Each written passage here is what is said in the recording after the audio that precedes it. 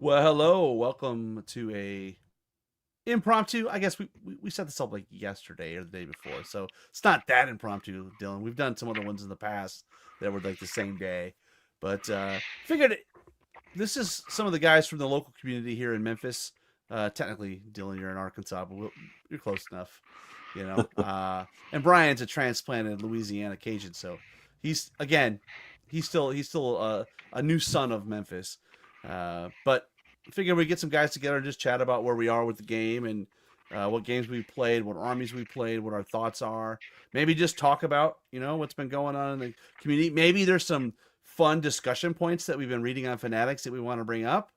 I think that's I really do appreciate when people don't play the game and then they have like they theory hammer it. It's like, look, there are issues with the game, right? The balance and stuff. There are issues that have to be worked through, but you got to get data before that's going to get fixed. So we need people out there playing the game.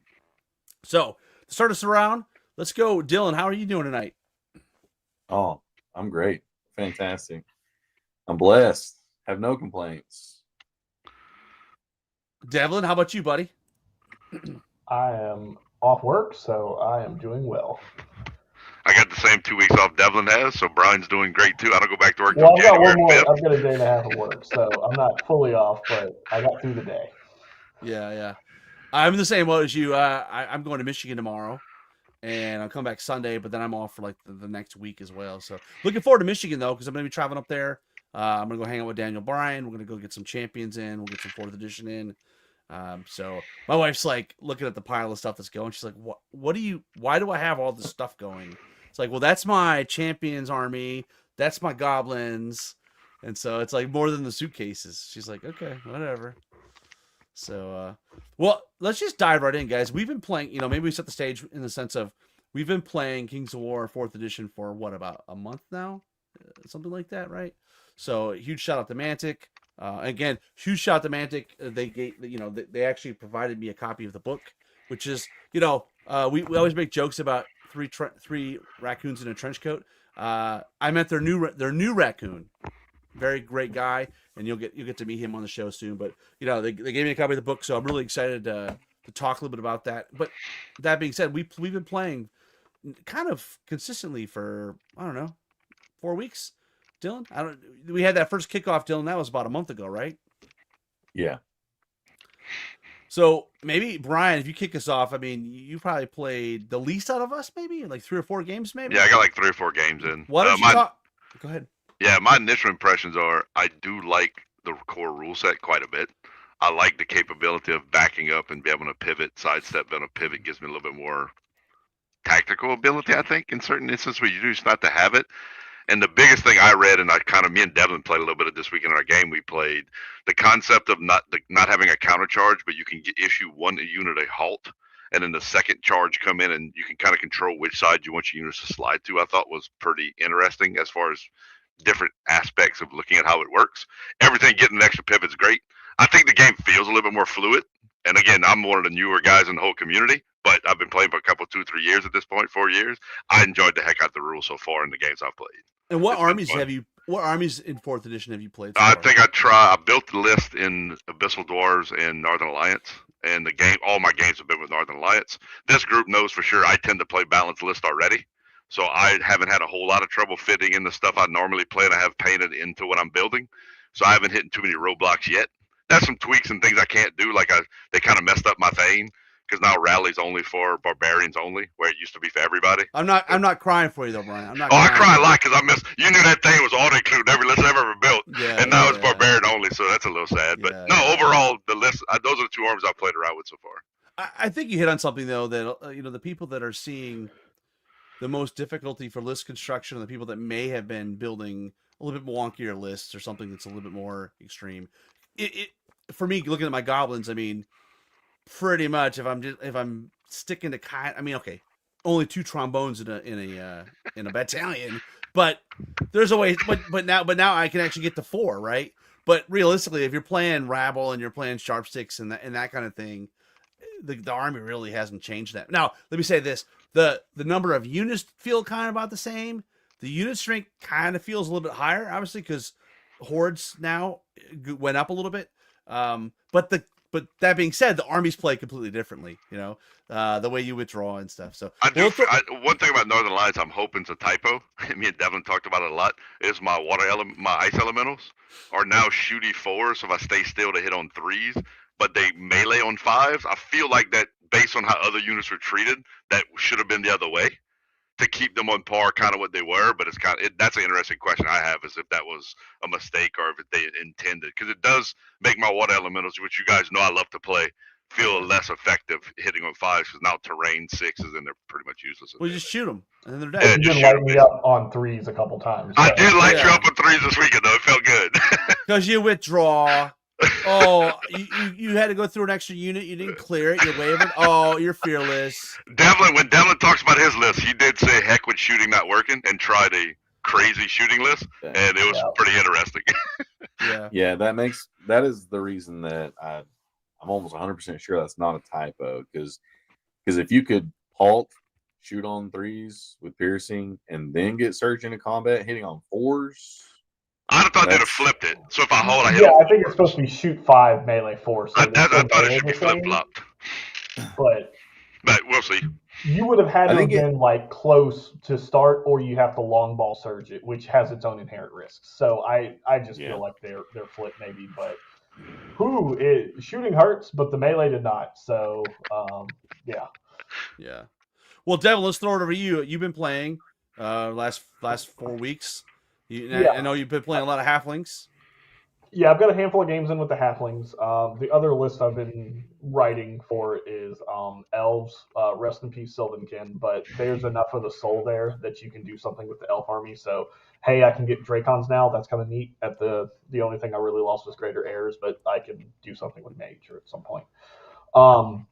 But the other one is Salamanders. I'm playing around with that because that's been like my wife's army forever. And now that it's a new edition, I'll try to learn her some rules and see if we can get her playing a little bit. But Halflings has kind of been my stay at home for the last about year and a half.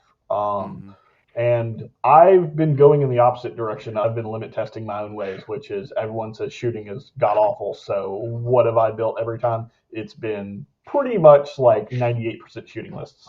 And I'm having fun. I haven't won yet, but a lot of it is user error as I'm kind of trying to navigate the new edition.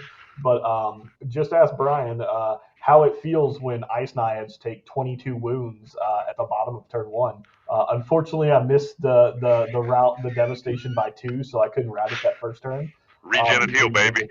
Yeah, he regened a little bit, but they were gone turn 2. So I'm having a uncombined arms list of some Iron Beasts, rifle hordes, poachers, and shooting trolls, which is fun because I didn't really use the troll gunners at all. I didn't rate them well in third, but I think with how I feel, and I know there's some units that like some of the faster cav, the points formula feels a little bit overbearing when it comes to things that can move and shoot fast.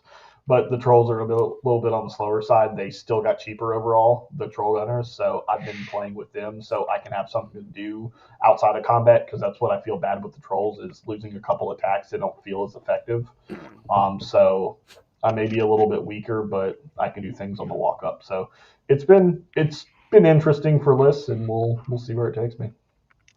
Well, same question over to Dylan. I know we've chatted a few times. You've been rocking the Salamanders, but how are you feeling 4 weeks in?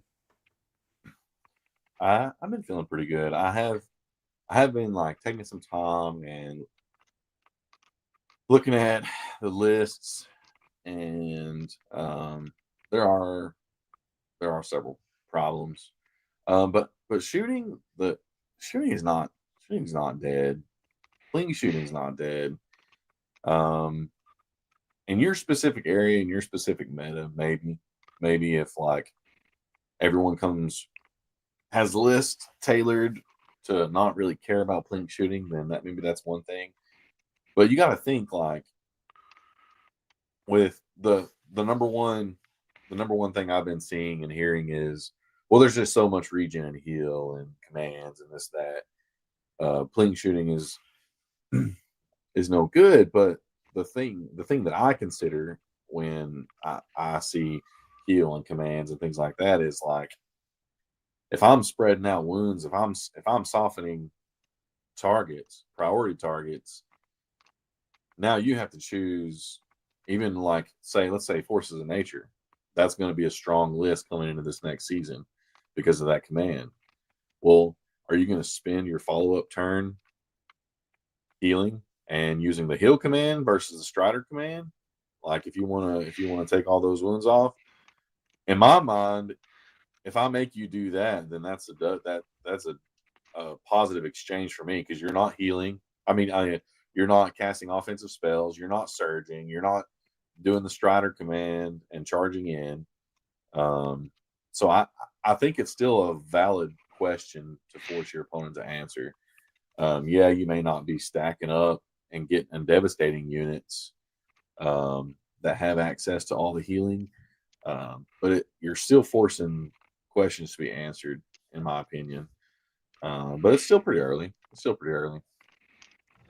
Yeah, rules Yeah, wise, just to man. jump on that real Go ahead. quick, one thing I want to say is I was thinking that you could abuse some of those healing commands, but when you think about it, each unit can only have one successful command cast on it. So Dylan hit the nail on the head that you're either getting Strider or heal, and you're getting it once, maybe 3, maybe 4 dice, and that's if you hit all your 4s or 5s or whatever your army command is. So it's a little bit extra to help sustain on the side of lists that want to grind and heal, but like you can't exploit having like 5 characters all casting a heal command at once, because like I was like, oh, I have to make a decision in my army. Do I try to throw like heal 2 on a 5 against an Iron Beast, or wait a second, I can life leech 3 over here with my Gastro command, so I can only do one or the other. I can't do both. So you really have to make those decisions. So I think that may not have clicked with everyone. They're just like, oh, I have some of these commands that I can just spam, where you're like, you can only get one. Now, some armies still have really good commands, and if you're rat cannon choosing between, do I want Strider or to be ensnared? The rich get richer. That's a good question to have, but you can't have them all the time. So,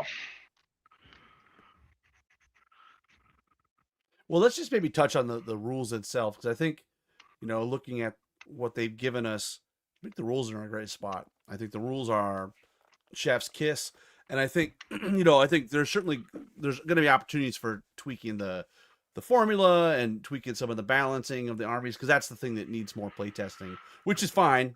I'd rather have it this way than the other way, where you got balanced lists but a rule set that's crap.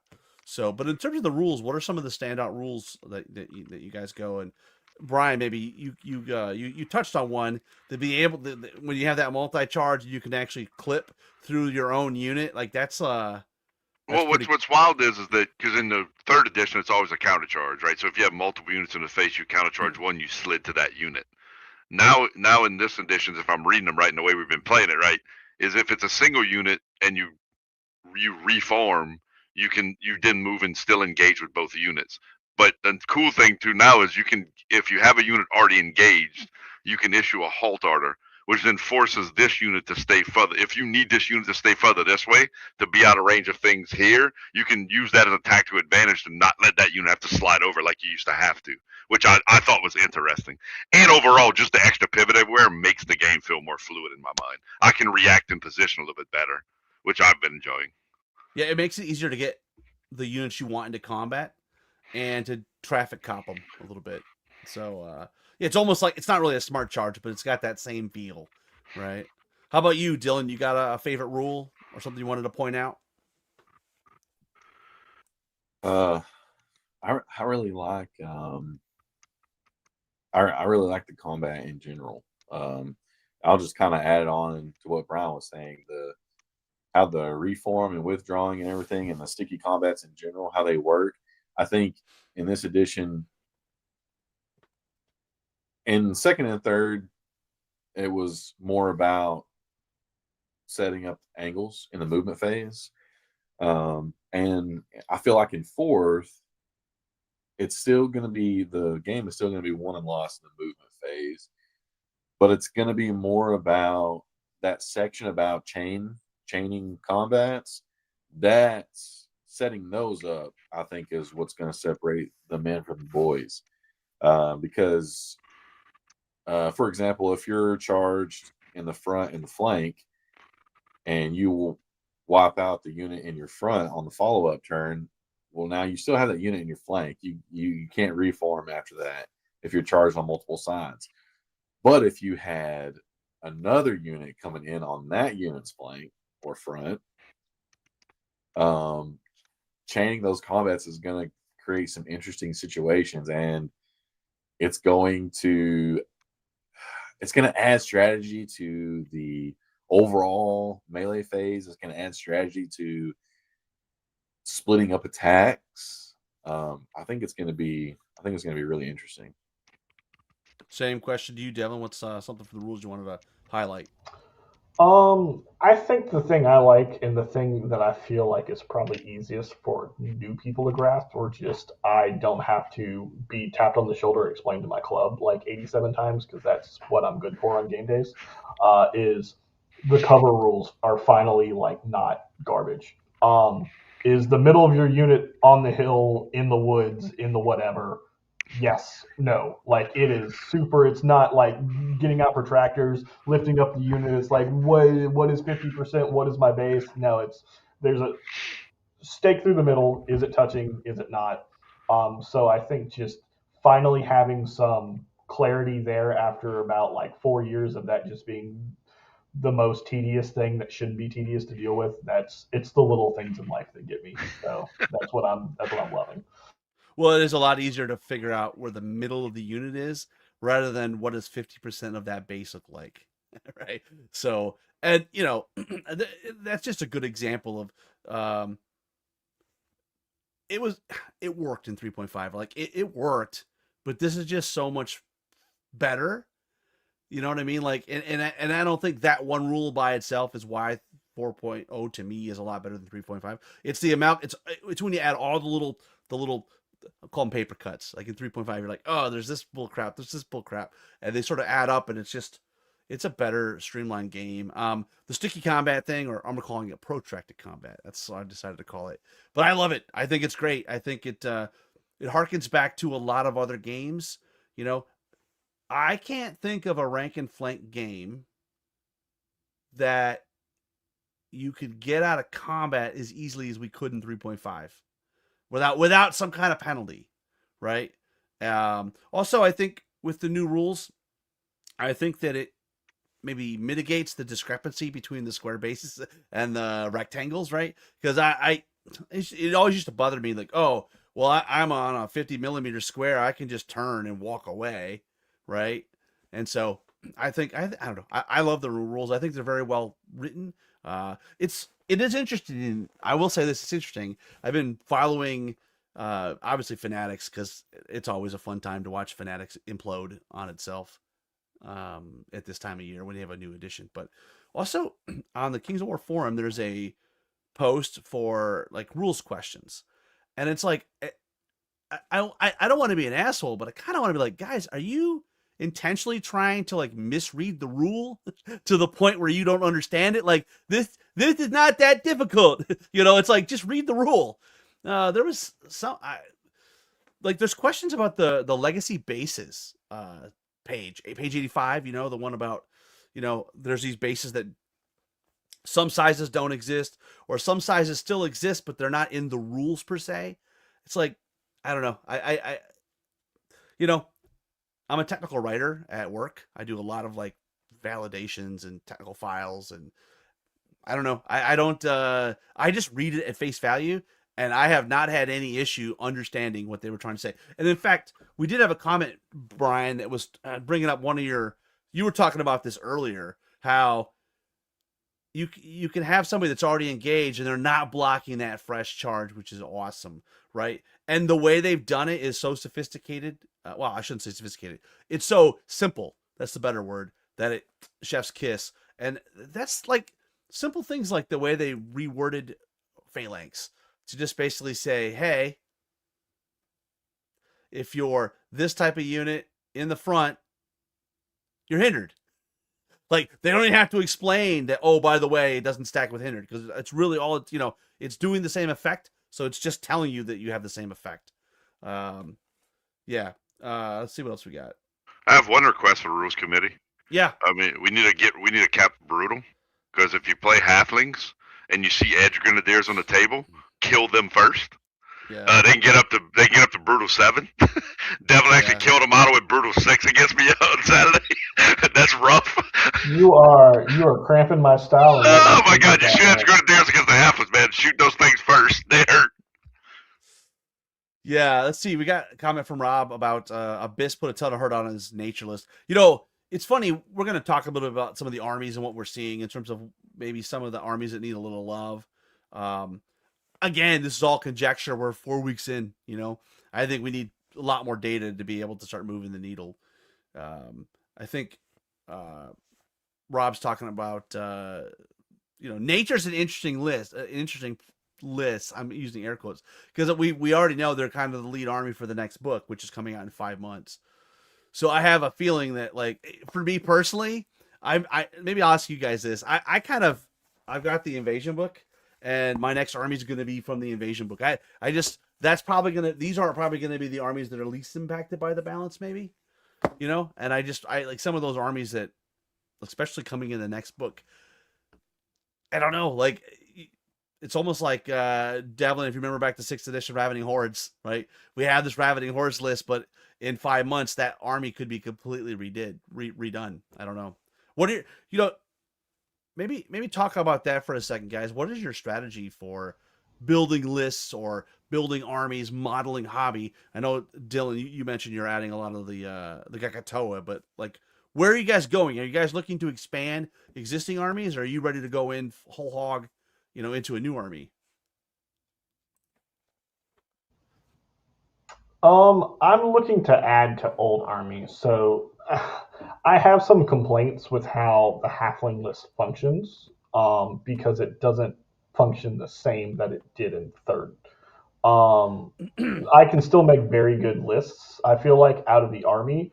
But what I loved about the third edition halfling list was it was taking a bunch of schlubby, awful troops and units and things, and using the power of auras and friendship to basically just wombo combo something off the table. So it's like, oh, if I get these 3 things chained together between Gastromancy, Strider Aura, which we all know is broken and needed to go anyway, and like a couple other things, I could do bad things to you. I have less of that in the book, so it's more just kind of like, I feel like they're just better goblins for how goblins played in third. Now goblins played completely different in fourth. But that's how I feel about halflings. Whereas I'm going back because I kind of swore off my elves once I won a lot with the Sylvankin, and then they nerfed literally every unit in my army during like one of the clash packs. So I'm going back over there. I can add Dracons to it now because I never played full elves.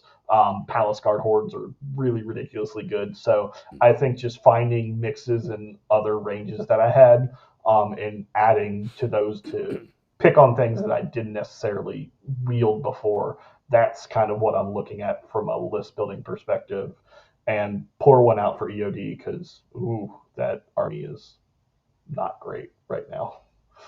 Hey, but you got mummies. I do have mummies, and that and Chobik is all they have. Brian, Dylan, when you guys want to chime in? Yeah, I'll go. I mean, you guys know, especially the local group, I've been playing Northern Alliance now for 2.5 years probably. So I got like 6,000 points of stuff painted. So I have quite a bit. There's only a few units I'm trying to add. So I'm adding a little bit there because I want some Icekin Hunters now with the price and where they fit in the list building. It makes a lot of sense for me. So I'm building that. And then I'm trying to decide, I want to do a new army. I'm kind of torn between, I've got a ton of Ogre Plastic and a ton of Night Stalker Plastic already.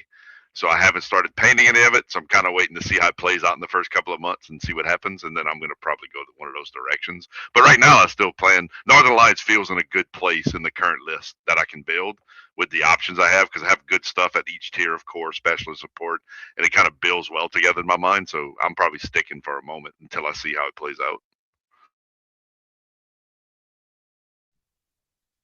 Yeah, for me, I have to add stuff right now because my salamanders are no longer legal. So yeah, so the geckos, I've been having fun building. I'm actually looking at 3 hunter regiments right now of geckotas. Those are going to be fun to paint up and base. And then I'm adding some more monsters to salamanders, which is fun. I think my list right now has 4 slashers. So 4 slashers and Rakawas. So that's going to be fun. And then I'm going to pivot that into nature. So I'm looking to source some earth elementals a little bit later. But yeah, I'm excited. Anybody else want anything else you want to add? If not, we'll move on. I go ahead. How are you guys feeling about? Because I feel like what we've never seen, at least in the time, because I've played Kings for almost 10 years now. It seems like since the Sundering, regiments have value outside of like the niche armies, like who couldn't get hordes of things like dwarves. So the unlock system being the same, I guess, for so long of like or sorry, now being the same instead of how it used to be. Hordes got you more bang for your buck, so just take hordes. But now there's kind of a calculus with.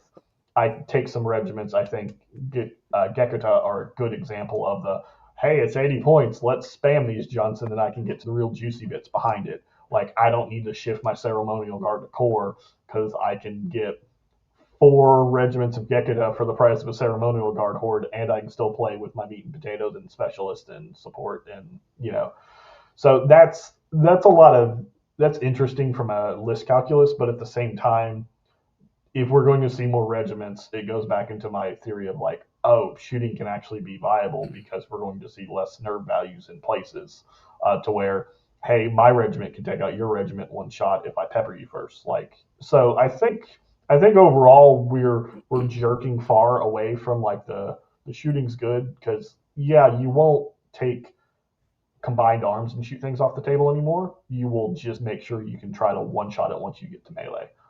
So, but the way the lists are constructed and not just core specialist whatever, but like the makeup of the units we're seeing, that's a lot different than what I've seen in the past in Kings. So that's a little refreshing to see.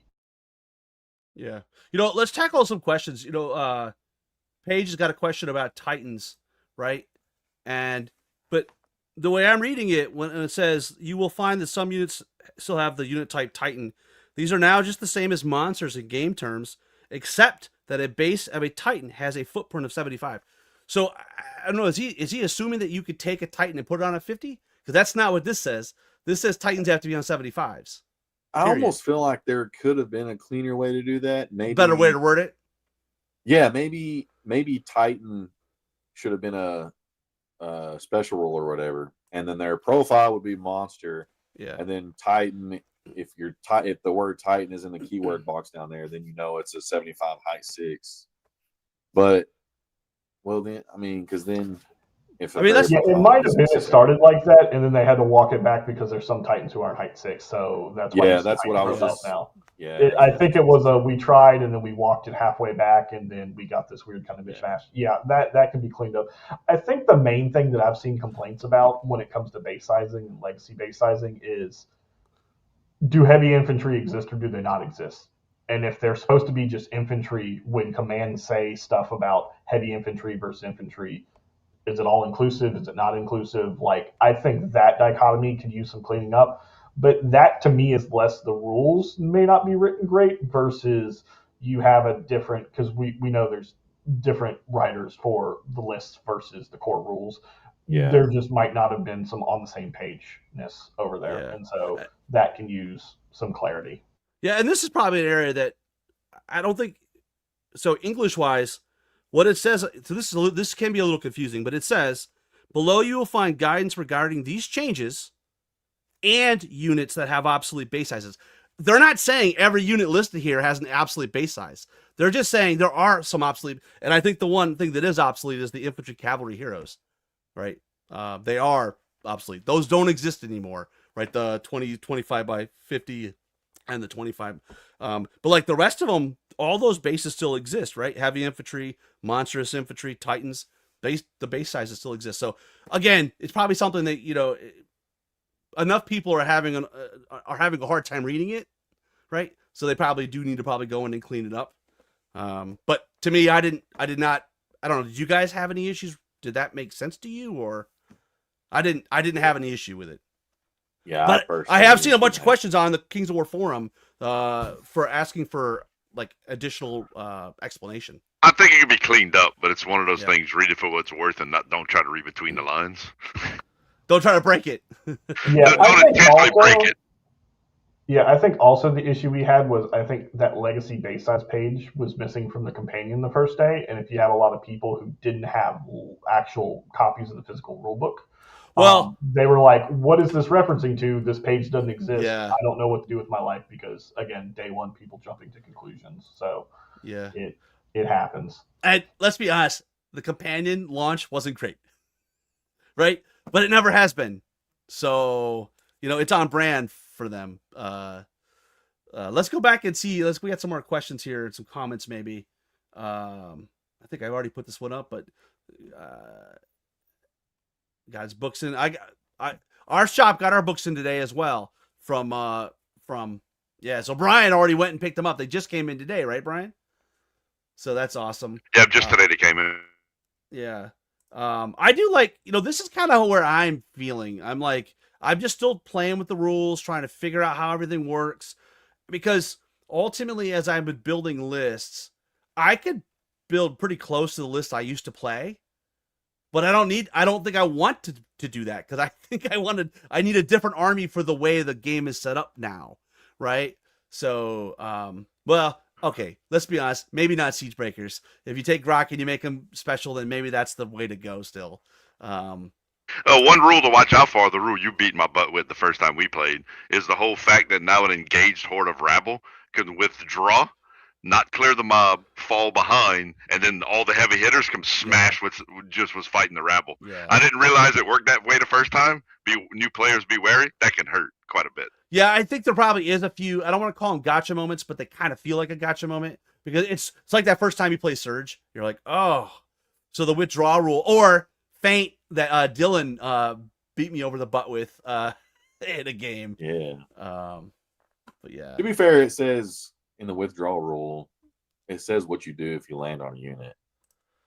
So the rules are clear. I just didn't read it the correct way, and when he did it, I'm like, oh, that's what that means. That hurts. Yeah. Well, to be fair, Brian, that first time you hadn't read the rule. Yeah, that was my first game. I'm teaching you the game, and I'm going. So Rob's like, I'm going to teach you. I'm going to slide it in nice and easy and just smash You're with the gonna head learn with the rule I today. didn't know. You're going to learn today, as Randy Davis would say, for sure.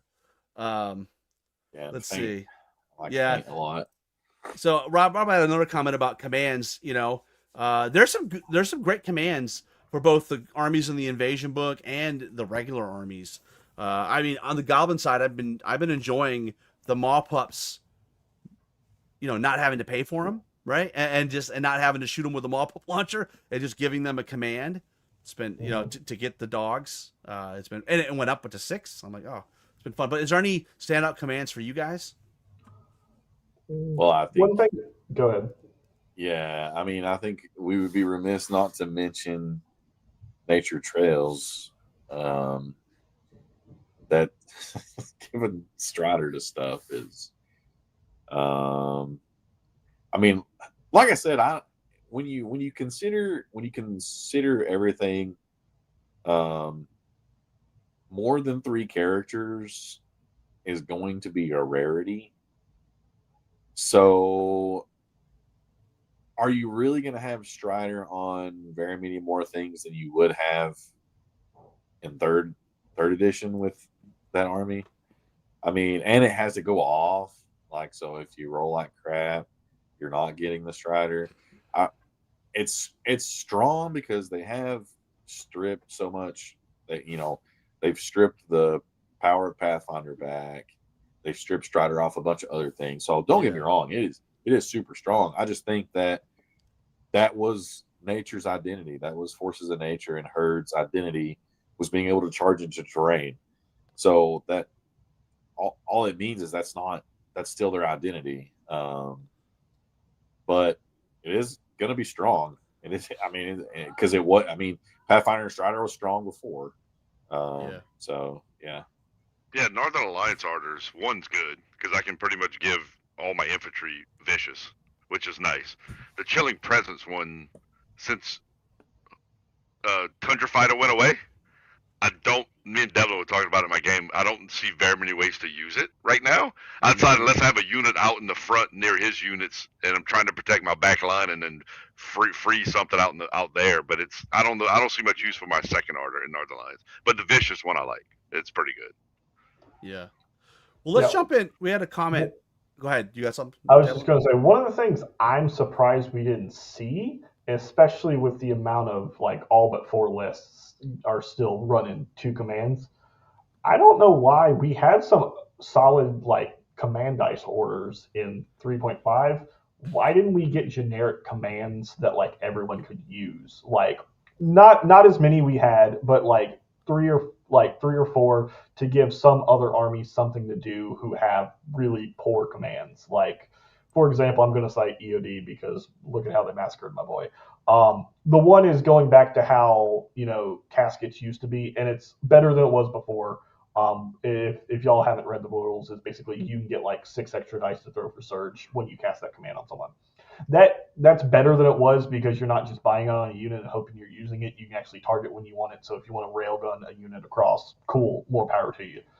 The other order though is it gives frostbite, but why? The frostbite melee doesn't do anything because you're engaged, and frostbite shooting is okay. I have some 6-up shooters. You might be -1 speed. So to make the sting of, because those are both, one I think is worthless. The other one's super situational. You have to set up for when you want to use it. You don't really need to be casting commands in EOD at all if you still feel compelled to take that bad army. I think that one falls in the same line as my second one in Northern Alliance, and I'd like to maybe we can give them some benefit of doubt, maybe because those commands might make more sense when our army book comes out. You think maybe they thought ahead? Sure, but when is that going to happen, and how long is that until? I think you could have picked, because there is a bit of copying and pasting of other orders across armies. Like I think I've seen salamanders and halflings both have a life leech command. Cool. Yeah. Something like that. Like there's enough stuff in the list to where your first pass could have been better. We've had some time to think about this when we were drawing up the list. So, but yeah, not having, I think, a couple of generic commands, I think is really mind-boggling in my opinion. I'd rather see a hot fix rather than some generic commands, because the command orders would be an easy thing to. That's one thing that we don't really need data for. There's another thing that I think we don't need data for. We can touch on that in a little bit if we want, but like EOD is a good example. Like, take a few minutes out of your day and go back to the drawing board and just update that command. Like the frostbite command, and it doesn't even make any sense unless I've missed some kind of synergy in the list. It's fluffy. It's a sandstorm. I was like, that's cool, but what does it do in game? It sounds very thematic. That is where it ends. Yeah. Yeah, there are a few examples that are just plain as can seem not fair. But yeah, I mean, I think I would rather them. Yeah, I think I would rather them like do an errata or something rather than some generic, or both. I wouldn't mind.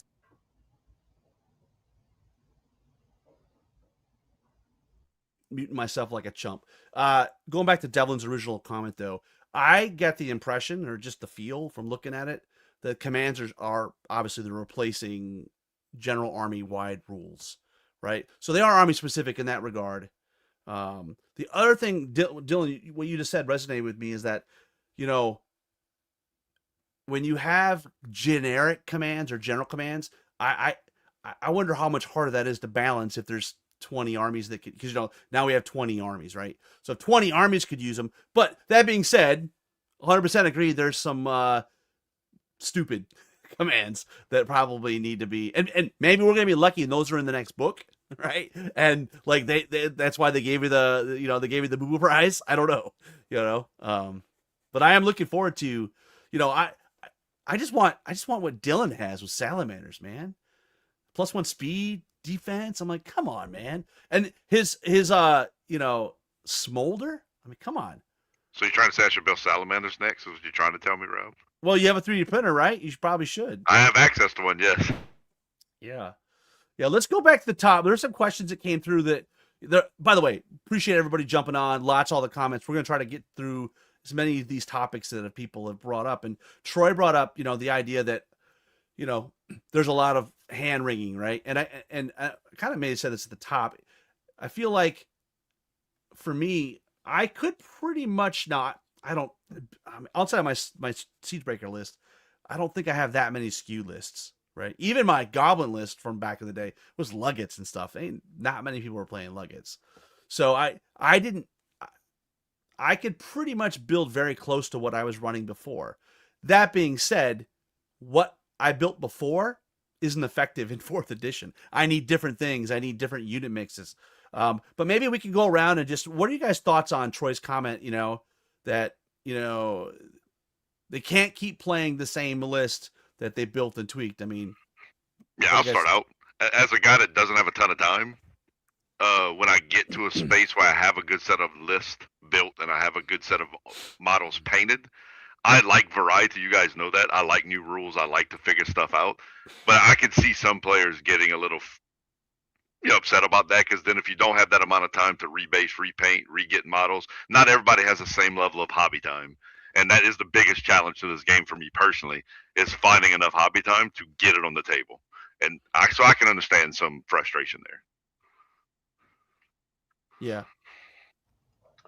Yeah, I think the one list I think people can have legitimate gripes about might be Twilight Kin, because I think a lot of people did not like their take on their elf models, which is pretty much their entire core.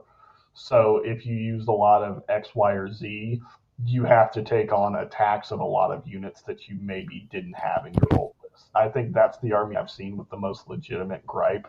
But everyone else is, to a point, it's, if you're really complaining, it's that you may have played a different list, gotten your butt beat by 6 Iron Guard, and then now you're like, I just want to take 6 regiments of Iron Guard. Now, but hilariously, you can still do that with the right character unlock. But there, some things we eventually kind of, during the course of 3rd edition, honed in on what was the optimal picks for a specific army, and then you just were like, let me take 7.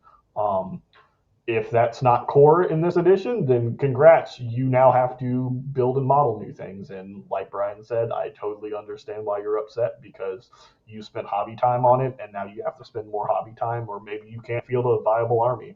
That's a completely legitimate gripe, but time marches on and so must we. So get to the hobby table, I guess.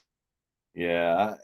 To me, I just see it as an extension of what we really have every year before with Clash of Kings. I mean, when a few players go out there and they field a list that forces units to get nerfed, and then, Scorchwings is a good example. You got 2 or 3 units of Scorchwings in your list, and now that's 30 plus more points. You'd be surprised that that's not just affecting those 3 units. Like when you have like an elite army and you got 12, 13, 14 units, every unit has a purpose. So when you're having to drop things to fit your list back into the appropriate points, it can definitely change. Maybe not the whole army, like an addition change can, but yeah, like having to redo 4, 5, 6 units, because you're having to figure out what to replace them with, like what can do this job now. We have that every year with Clash of Kings. I mean, it's not. It can be frustrating. May not be to the same degree. Like Clash of Kings, yeah, there's smaller tweaks, right? This is a full edition change. What I've been telling people is, don't make snap decisions based on like 2 or 3 games, right? Because I've told some people like, hey man, I like what you're doing here, but like, you might want to get more games in because I don't want, essentially I don't want people to think they're chasing the dragon and then like, oh, I'm gonna take a bunch of wranglers or whatever. I don't know, take your pick, and they find out that's not really what they need in their army to make it work in 4th edition. So that's what I'm doing. I am adding on to my goblins because I kind of already have a base that sort of works, and I'm just going to add more of the stuff I don't already have, like mincer mobs and chariots. But when I pivot to the new army, which will be halflings, I'm gonna have to I want to build it from scratch specifically for 4th edition. And the beauty for me is I don't have any models, so like that's a bonus, I guess, that I'm not coming to it. And this kind of feels like here. Best tactic with a new edition is to start a new army. Not everybody's in that position, right? Either financially or time wise. But I think there's some real truth to that. If you can start fresh, especially if you're playing an army you haven't played before, you don't come in with any. I don't never play halflings. I just get beat by them a lot. So, Devlin included. So, yeah, I'm just gonna come to the game, come to the table, learn how to play that army, and I'm gonna develop the list before I start, painting models, right? It's a stressful time though for everybody, right? Because not only are you trying to you're trying to learn a game. Because in many ways, it is the core. It does feel like Kings of War, but there's a lot of things that are significantly different. We talked about the sticky combat probably being the most. But yeah, let's see what other comments we had.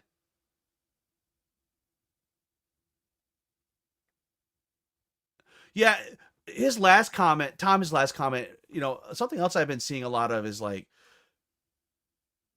I think, this is just my opinion. You guys are welcome to tell me I'm a crazy person. I think list building is a little more important now, right? I think it's not as easy as it was before, because there are more restrictions on place. That being said, I don't know that they moved the needle that much to where I'm seeing people going, oh, I can win the game in list building. It's like, well, can you? Have you tried the different deployment shenanigans? Because, I mean, if you build an army for the regular deployment and now you're in that corner deployment, it's like it changes the game quite a bit. So, I don't know. What are you guys' thoughts about, the idea of like, we're learning a new game, but at the same time, like, I'll say it a different way. How important do you think list construction is in 4th edition? Who wants to take that? I'll start. I think it's more important than it was in 3rd, but I think it's just as solvable. Like, I think it will take us longer to arrive at what are the best things, but I think what we're going to miss is going to be like, if you look, I'm just going to go back to my most hated example, which is dwarves. If you look at Last Masters, there were what, 8, 12 dwarf armies, and they were like 70% the same, and then that final 30% is where you can see flavor. Granted, I'm hoping that we can hopefully get away from things being so cookie cutter across like the top meta list, like when that ever gets distilled. But it's going to come down to how good is your core. But because it's going to come down to your core, that last 30% may turn to 15% for what you get to personalize. Like, you may think, hey, I like organ guns a little better for a little bit more DACA as opposed to, having some throwing dogs to screen and maybe like something like that. So it's interesting. It's very important. I think it's more important in 4th than it was in 3rd, but I think we also lose some, I guess, way to turn it on your head, because really I think the decision for a lot of armies is, for the way I want to play, what is my most efficient core so that I can get the toys I want. Yeah, I agree. I mean, I would say it's more. I would say 2nd and 3rd was probably 80-20, like 20% list building, 80% skill. It may be 70-30, 60-40 now. Just because there are some things that are great, like 100-point unit strength 4 hordes. We don't need that. But I think that it's still going to come down much more heavier on the skill discrepancy between players rather than list building. Brian, anything you want to chime in there? I'm a middle table player, and I try crazy shit that works and doesn't sometimes. Okay. So again, I get what they're saying. At my level, when I'm in the middle tables, I'm a good enough player to see when we mess up and when a player messes up and leaves me stuff open, but I'm not to the metaverse that these two guys live in, because I play to have fun. I live in the middle tables. I try stuff I should. You and me both. I've been playing in the middles for a year, and they've been telling me they're bad, but I've had some success with them. Yeah. So we did have a question, and Brian, as you do play Abyssal Dwarves, have you started doing some lists there or what? I haven't done a whole lot there yet, but the fact that their command art, where you can give the throwing mastiffs out to all your all your Abyssal Dwarf troops, is pretty interesting to me.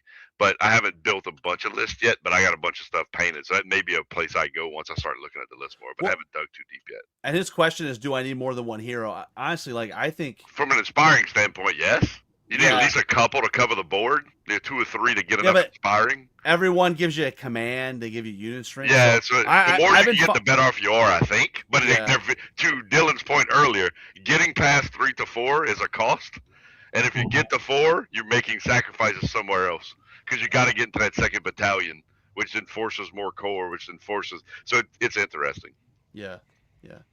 Yeah, I think it depends on, do you have sources of inspiring elsewhere in your list and how good your commands are.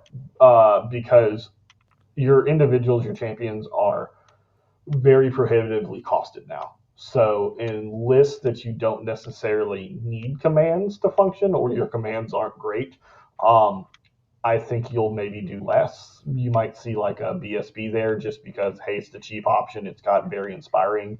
And then I'm gonna still picking on Eadu. You want Priest in that because you need Surge, but you've got some options like Shovik or the Monolith that also have inspiring. So you can find some inspiring in your other slots that you can do. But I don't know if Abyssal Dwarves have that. I think it might just be heroes. So you probably want a couple, because you also have to realize inspiring is a bit more impactful for 2 reasons. One, scarcity now, because you're not going to have 5 characters. You're going to have 3.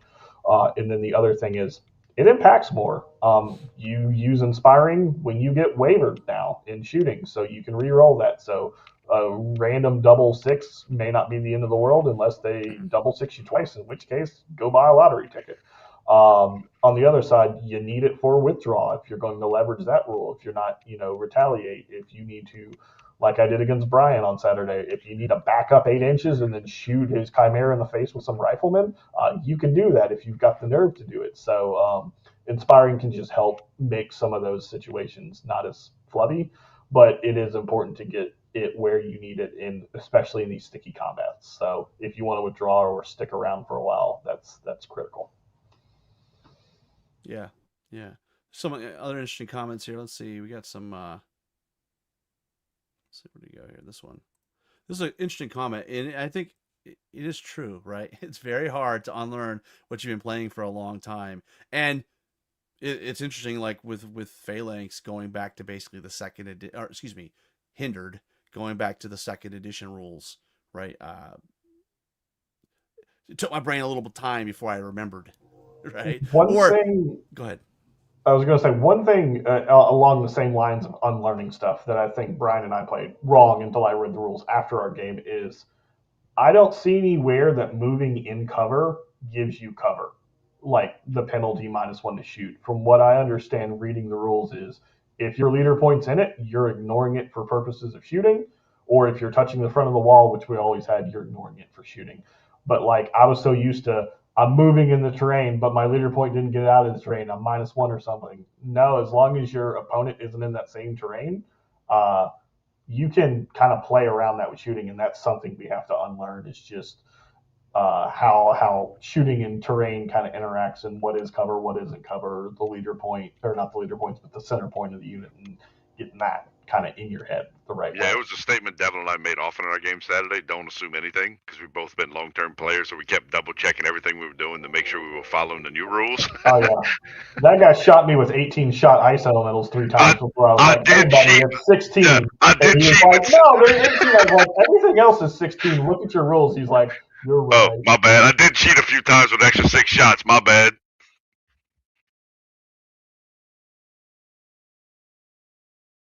Helps if I unmute myself. Good comment here. You know, there's things that appear on the table that makes you think of one way for 3.5, but it might not be the same in 4th edition. The fact that something's on a 40 millimeter base, it might be an individual, right? It's taking my head a little bit of time. Same thing with yielding, because yielding and individual are now 2 separate rules.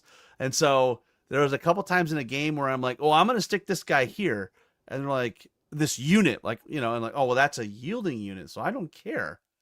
So there's certainly things that I'm still struggling to get over, you know. Dylan, you got something you want to add? Yeah, I think you only get tripped up by that if you're rushing. You should be able to look at a 40 millimeter base and tell the difference between a large infantry guy and an infantry guy, whether they're on the same base or not. I mean, so after a couple games, you should be pretty good if you're stopping and thinking about your moves before you do them. But as far as yielding goes, I mean, that's just a rule. You just have to look down at your opponent's list. You should get a copy of the list.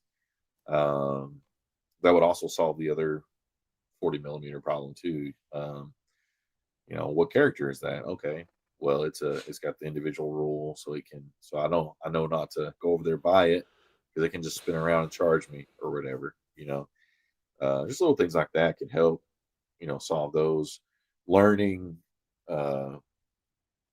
curve issues with the new rules. Yeah. Paige had a comment about deployment. I mean, I don't know about you guys. I don't always play it competitively. Sometimes I'm just playing for fun. So Yeah, but I think I've seen this in the past. You can get some really interesting matchups and stuff when you play the other scenarios. One of my favorite things that I like to remind him of is there was once upon a time where we played Battle for the Pass at Shiloh Slaughter. And what so happened was, despite me being super hungover and somehow winning on autopilot, there was a table next to me that was Chris Gibney playing Trident Realms versus Adam Ballard playing Kings of Men. And it was Invade but Battle for the Pass. And Gibney beat Adam Ballard, which is a statement that no one should ever utter into the cosmos, and yet it happened.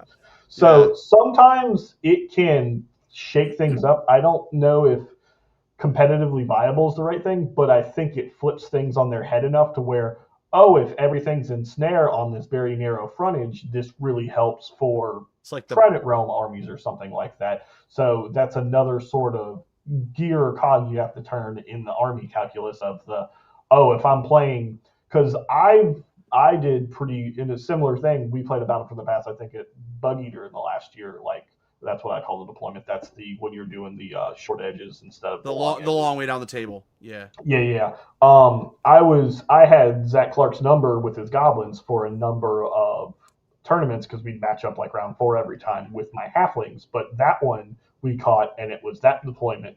I couldn't get around him anymore. I had to go hit goblins in the face, and it did not end. It ended poorly for me. So I think that's something to help. It's another knob to turn when you're looking at scenarios and stuff like that.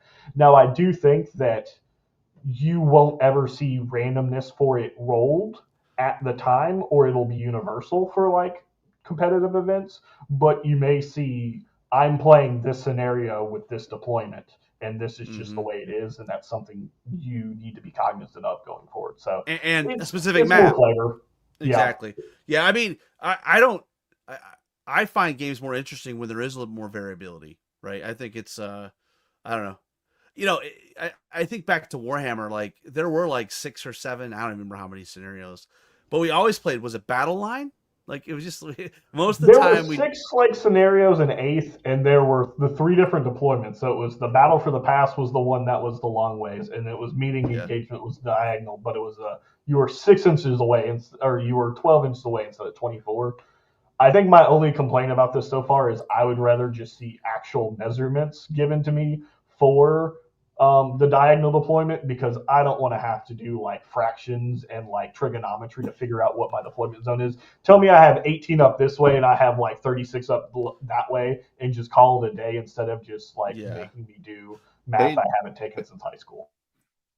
Paige might have also been saying competitively in the sense of just at tournaments in general, because I know like just from a logistics standpoint, trying to do Where the battle of the tables sit, pass if is a you're table to nightmare. table to table, how do you play? Yeah. Yeah. So, but yeah, good points. And I agree, Dylan. If you're not into geometry, it is harder to that diagonal one is a little harder to figure out, right? They probably Back could to the because day where people have the tape measure going the entire length of the board, and you better hope that sucker don't retract while you're deploying, or it's going to take 3 units and send them to the next table.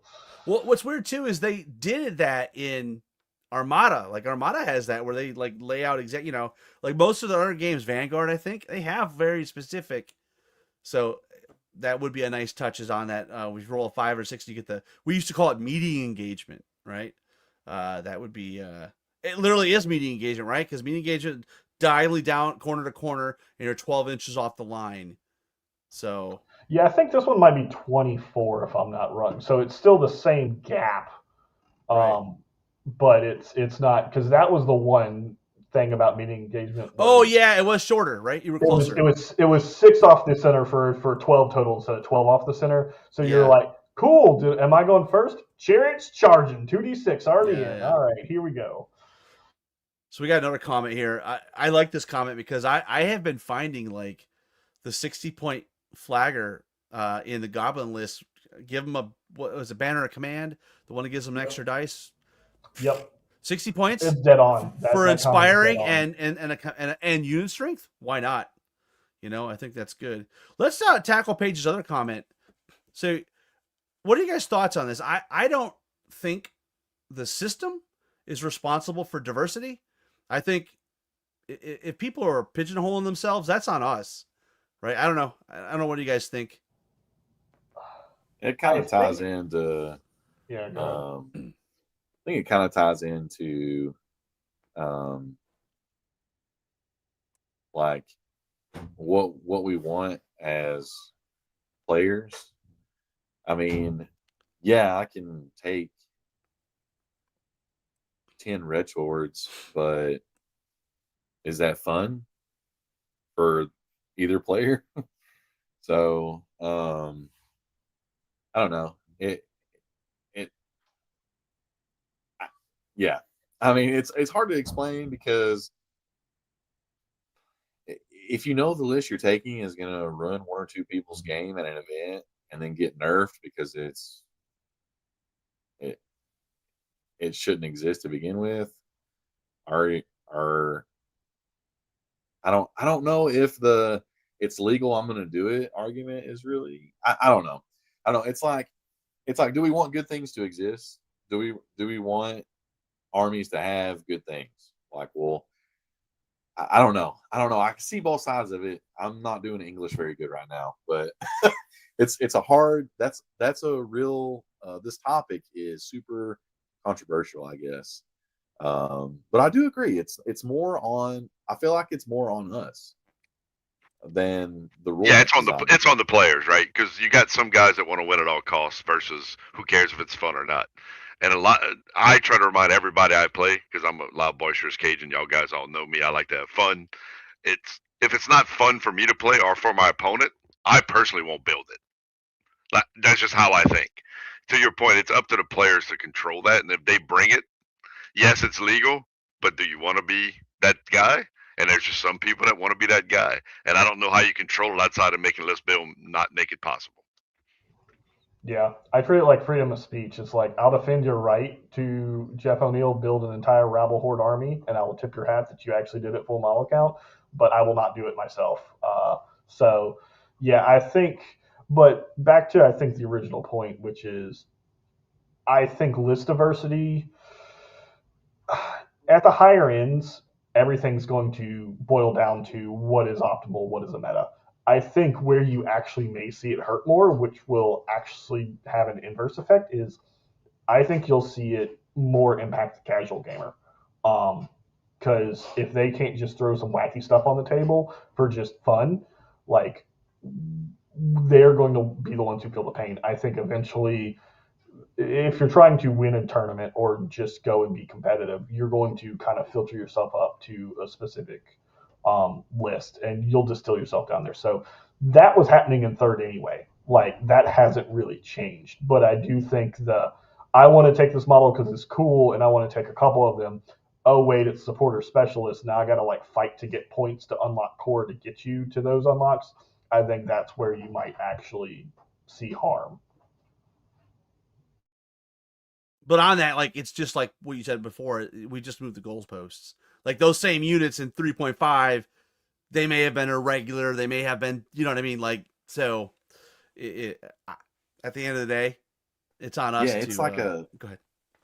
Sorry. Yeah, it's like a shoot yourself in the left or right foot, because the lists, the horrible lists from second and third are have what led us to this system to begin with.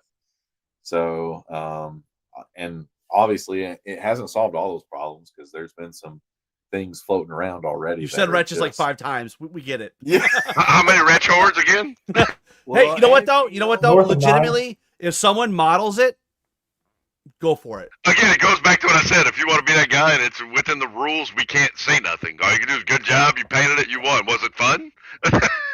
They could solve. I may not win, but my all shooting shooting army is going to have a lot of fun doing like 50 wounds to a wretch horde a turn. So let's go.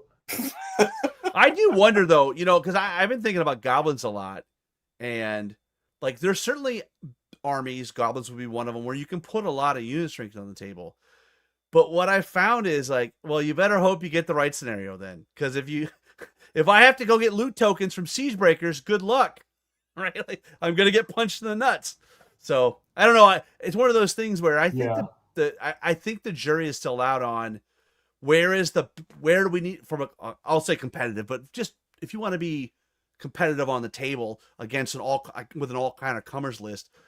I don't know what the right number, and it probably isn't the right answer, but what's the right number of units, how much unit strength?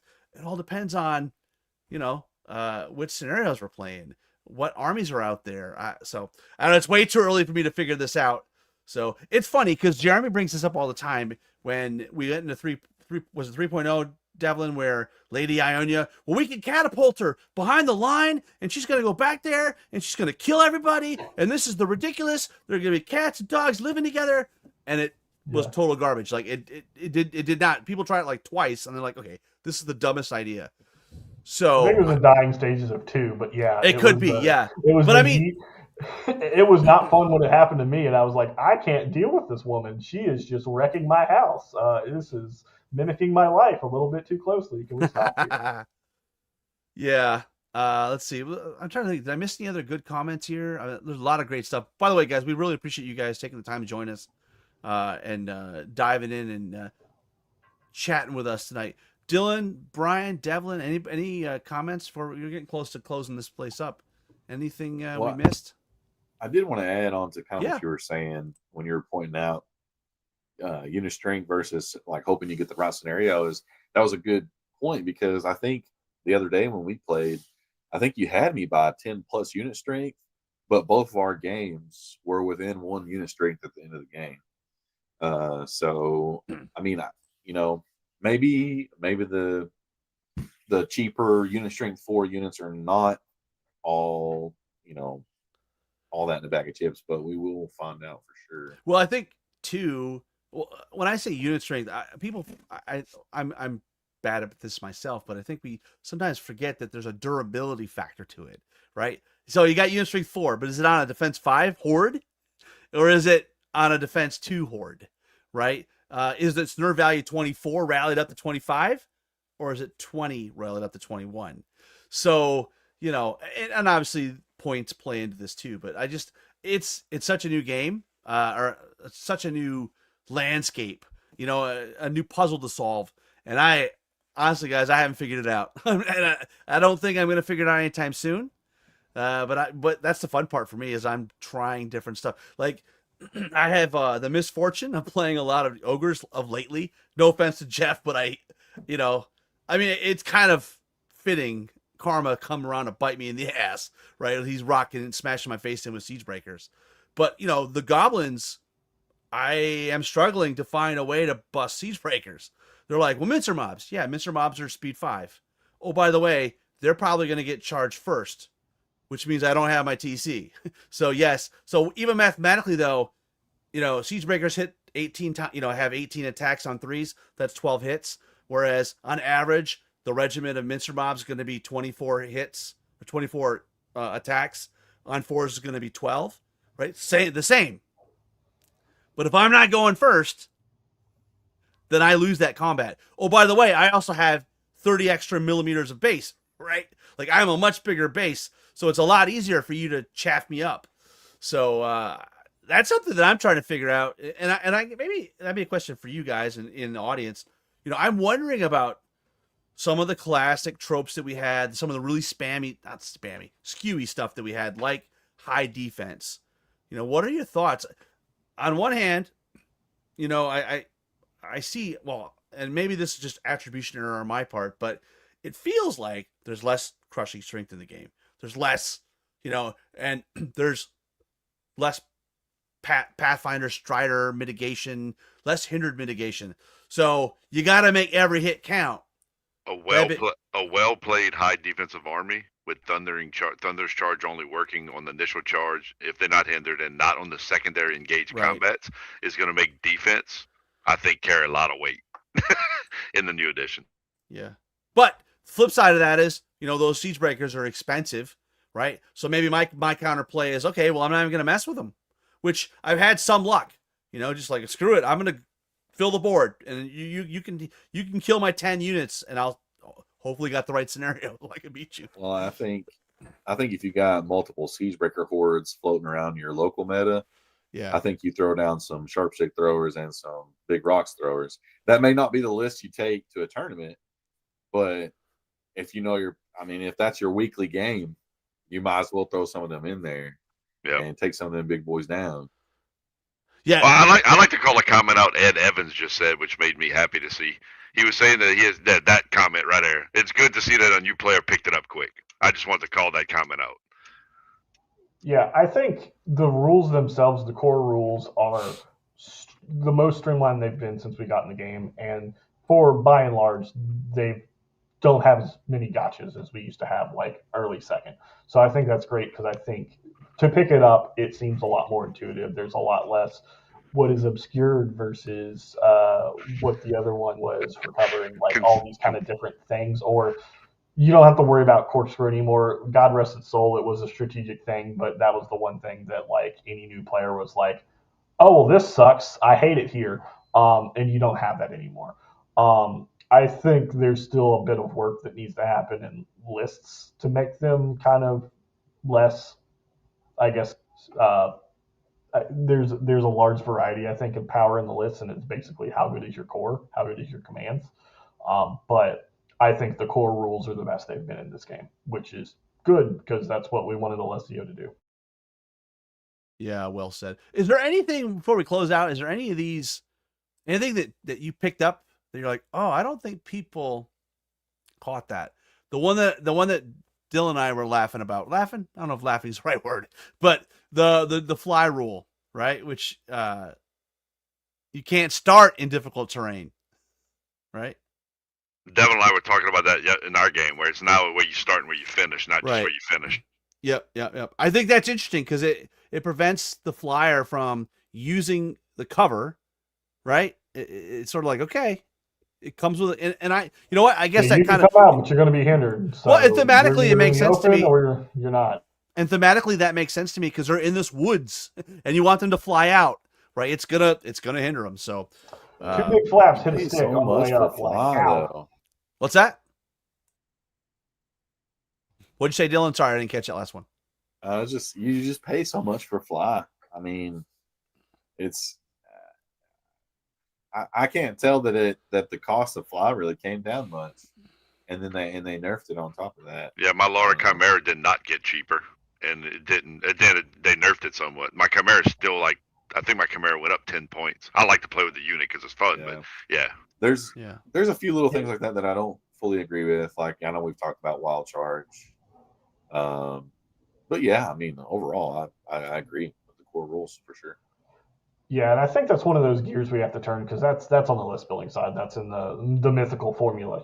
Like Fly was really good in third, and there were some changes made to Fly. There were some changes made to availability of Pathfinder or Strider, and so maybe now we play a few games. We go, maybe Fly shouldn't be worth X amount of points. It needs to be down about 20%, and we turn that knob, and hopefully that cascades across everything.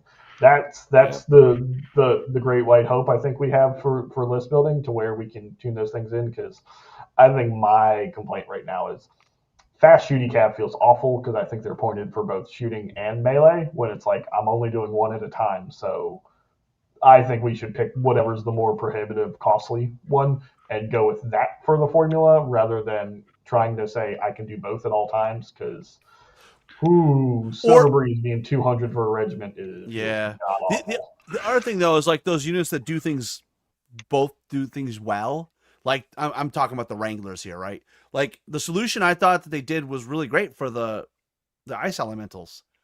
They just made them crappy in one of the phases, right? Like, or crappier, and then the points came down. And with a Wrangler unit, I think that's what they need to do. Like, pick one, maybe hit on 5s in combat. I don't know. Yeah, and I think that being on the melee side is better than the shooting side, because I think the issue is with how the rules changed.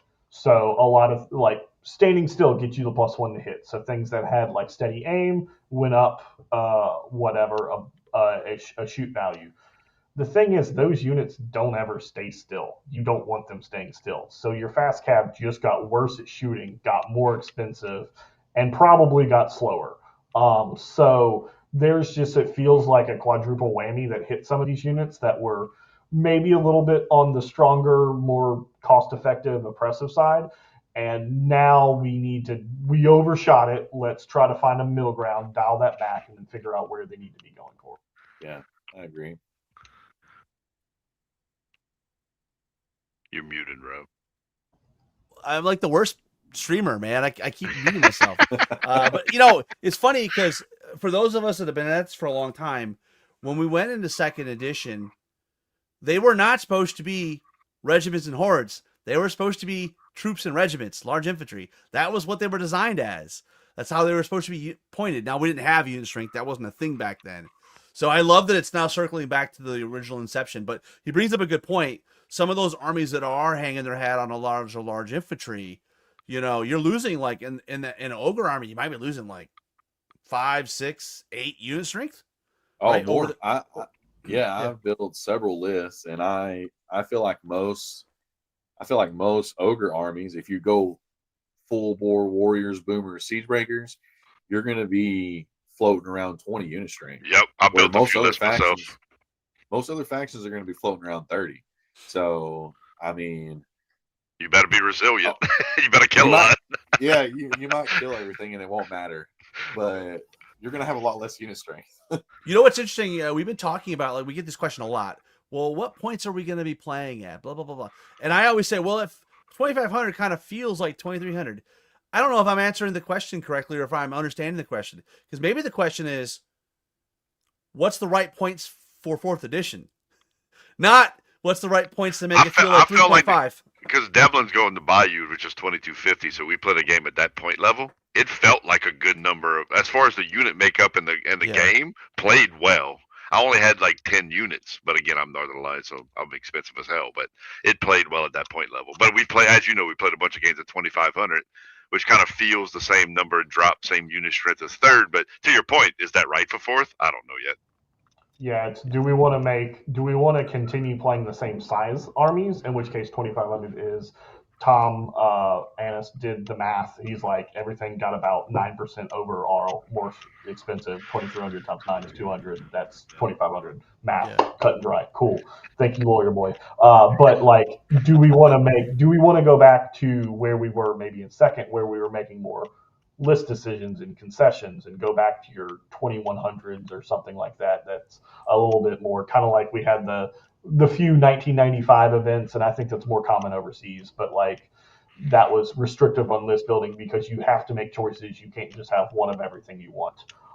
But circling back to the ogre topic, I for one am happy that all of our units now score the same as ogres, so I'm not just auto uphill when it comes to controls. So suck it, ogre players. I have no sympathy for you or care because everything you've taken has scored forever, and now everyone else has your cookies too. I'll jump on the Devlin suck it comment.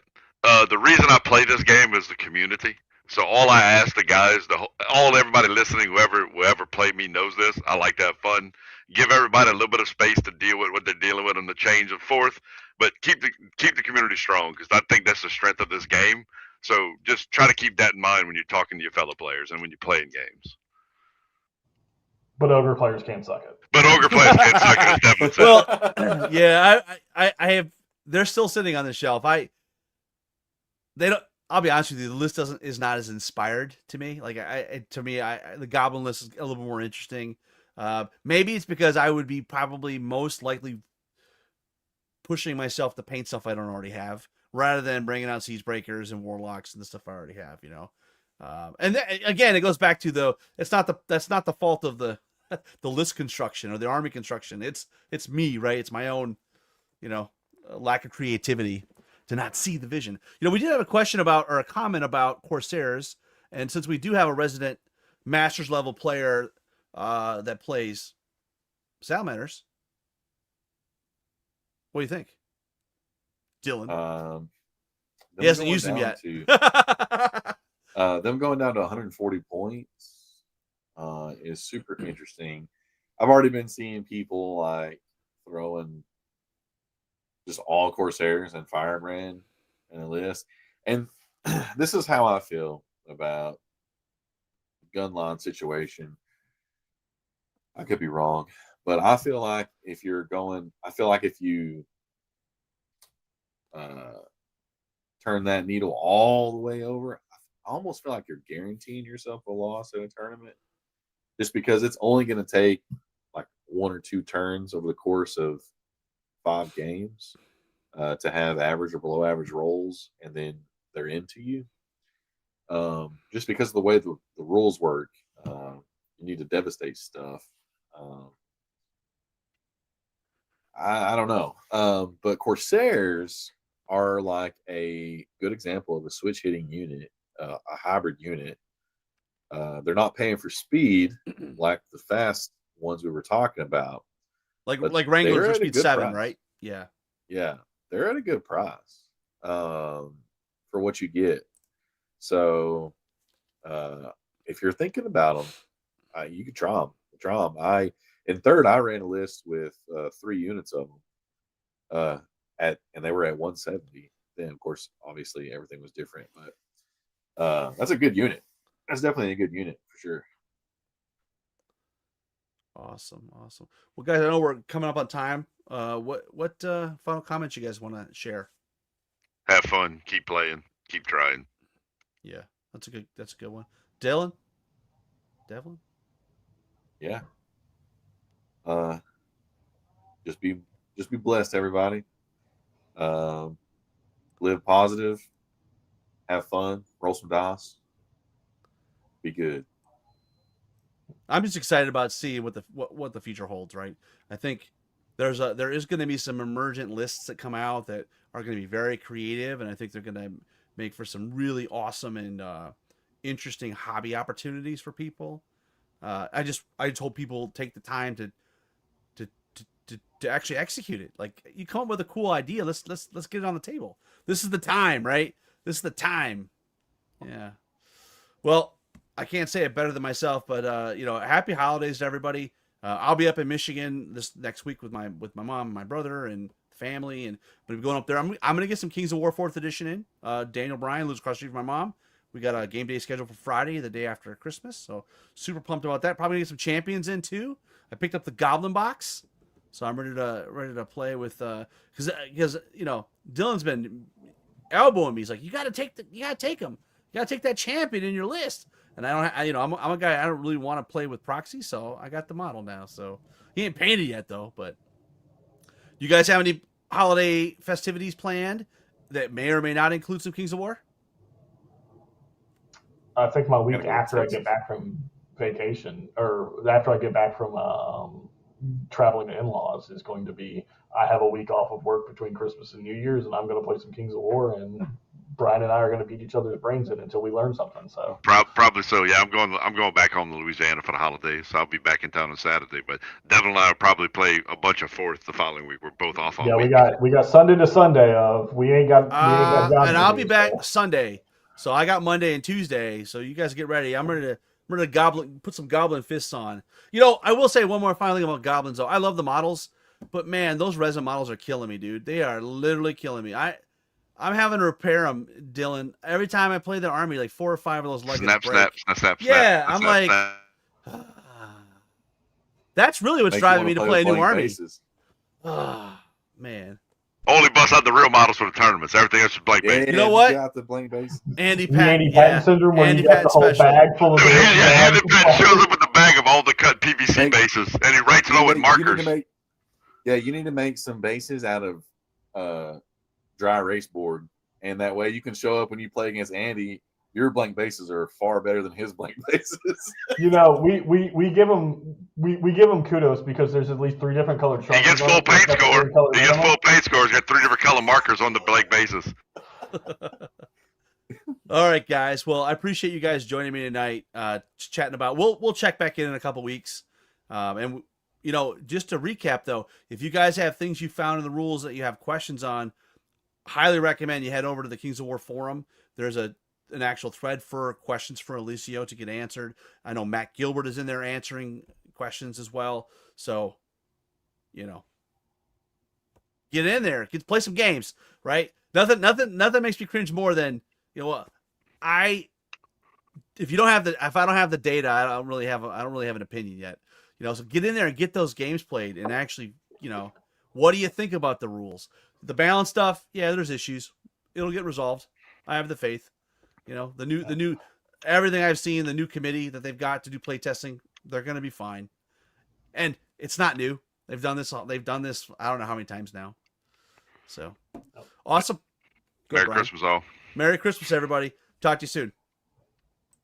You guys.